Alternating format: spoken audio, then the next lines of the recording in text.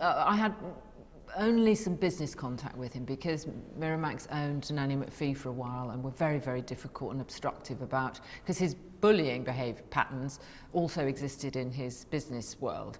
And so my really main contact with him was shouting at him down the phone that I never wanted to work with him ever, ever, ever.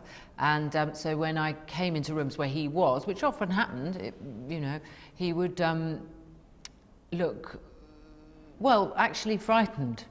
Because I think that's the sort of thing that happens. If you call a bully on their behaviour, they tend to avoid you. So you called him out for being a bully to women? Yeah, not to women. This was in his business practice. I didn't know about these things, but they don't surprise me at all, and they're endemic to the system anyway. And what I find sort of extraordinary is that this man is at the top of a very particular iceberg, and I don't think you can describe him as a sex addict. He's a predator. That's different. He's, as it were, the top of the ladder is a system of harassment and belittling and bullying and interference and what my mother would have referred to in the olden days as pestering. Is he pestering you?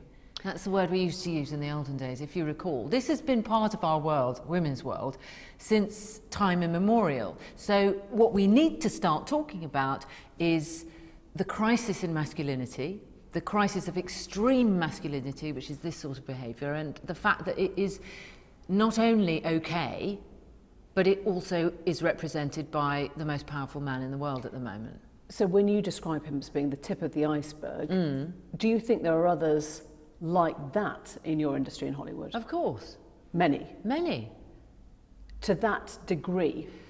Maybe not to that degree. Do they have to all be as bad as him to make it count? Does it only count if you really have done it to loads and loads and loads of women, or does it count if you do it to one woman once? I think the latter. It's been written up that you rebuked him on the Brideshead set for trying to put your co-star on a diet. What happened then?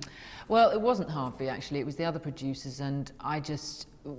My co-star, yes, had been told it wasn't him, then, by the producers that she had to lose weight, and I said that I would walk from the film if I heard anything like that again. I mean, I will always speak up because I'm bolshy and will take someone's head off if I see anything like that happen.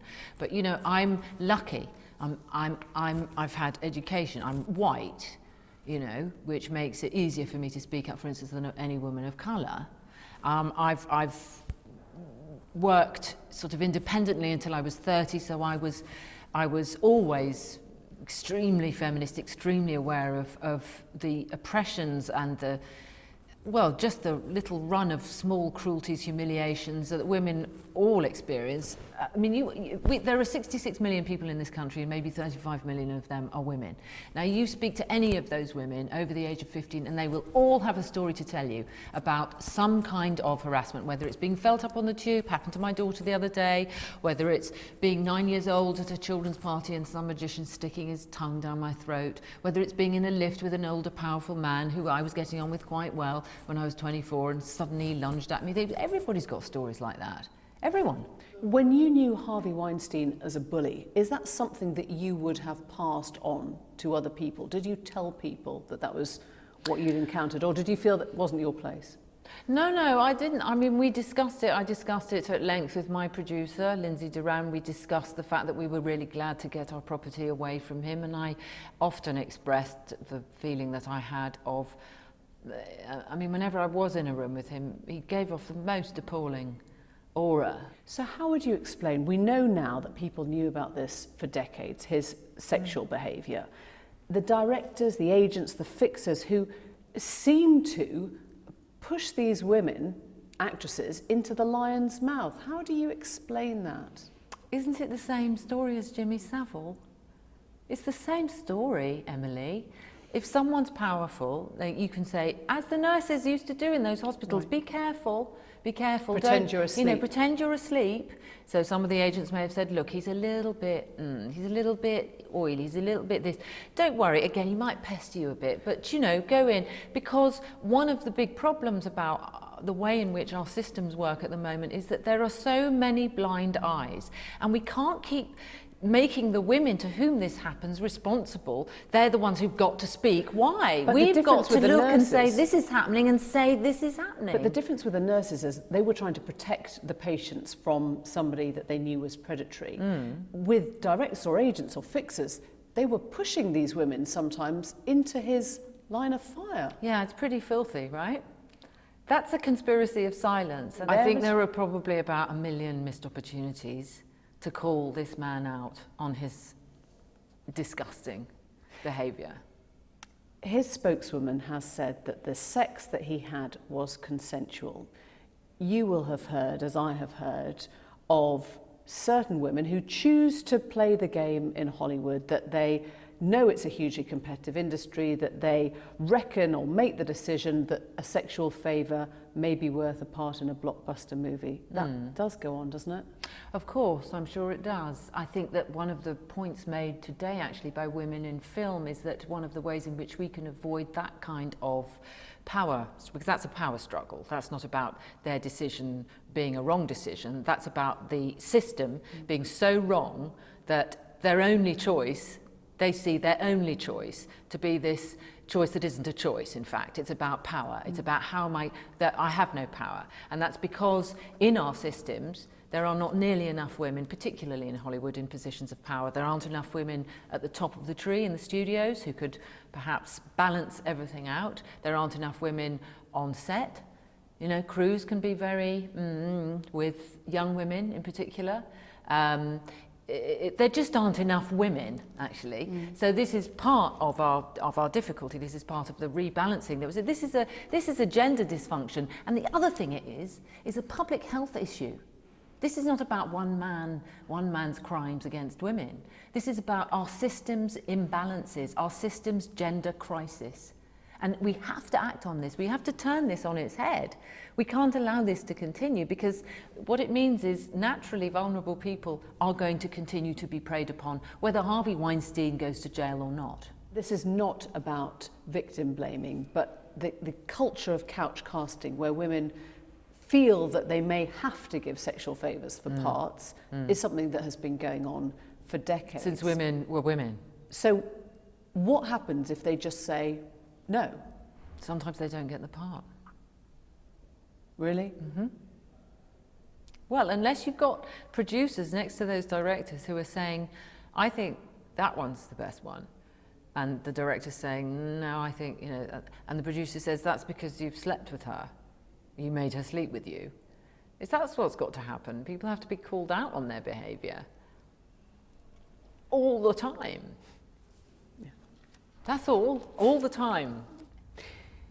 Do you think there's a liberal hypocrisy at the bottom of all this? I mean, one word, Polanski. Is there a sense that we forgive artistic people on one level because we think, oh, they're creating great art. Yeah. It's okay. And in fact, actually, I have a good in on that, because I have a part to play in that. Because when I was working with Mike Nichols, a man I loved, he asked me to sign a petition when Polanski was to be extradited. Do you remember? It was about 15 years ago.